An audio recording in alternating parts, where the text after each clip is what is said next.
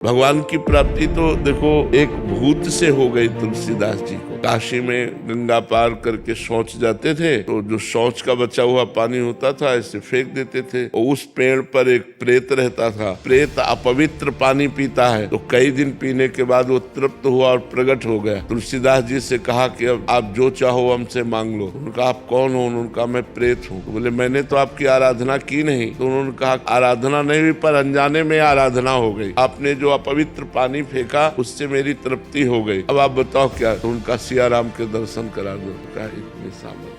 हमारी इतनी सामर्थ्य नहीं है कि मैं सिया राम के दर्शन करा दूं। उपाय बता सकता हूँ, उपाय से पक्का सिया राम के दर्शन हो जाएंगे। तो उनका बताओ। तो बोले तुलसी घाट में जब रामचरित्र का गायन किया जाता है, भगवान की कथा होती है, उस समय महावीर परम महाभागवत बजरंगबली हनुमान जी महाराज आते हैं। उनके चरण पकड़ लो, वो सिया राम जी के दर्शन करा देंगे। तो उनका हम पहचानेंगे कैसे? बोले सबसे पहले आते हैं और सबसे बाद के जाते हैं और मलिन वस्त्र होता है, वृद्ध स्वरूप होता है। तुलसीदास जी उस दिन गए तो जे ही कथा शुरू तो सबसे पहले आकर हनुमान जी महाराज बैठ गए। मलिन कपड़ा पहने ऐसे वृद्ध रूप में तुलसीदास जी दृष्टि रखते हैं। और जब सब चले गए तो हम प्रणाम करके वो चले, जो ही चले सो पीछे लगे तो भागे हो। तो तुलसी घाट से लेकर संकट मोचन जो काशी के हैं वहां तक हनुमान जी भागे। तुलसीदास जी जाके चरण पकड़ लिए। उनका क्या चाहते हैं? तो उनका प्रभु इतने दिन हो गए भजन करते हुए, मैं अपने प्रभु को देखना चाहता हूँ, कैसे है मेरे सिया राम जी। तो उनका यहाँ काशी में नहीं, चित्रकूट में चलो। तो फिर हनुमान जी की कृपा से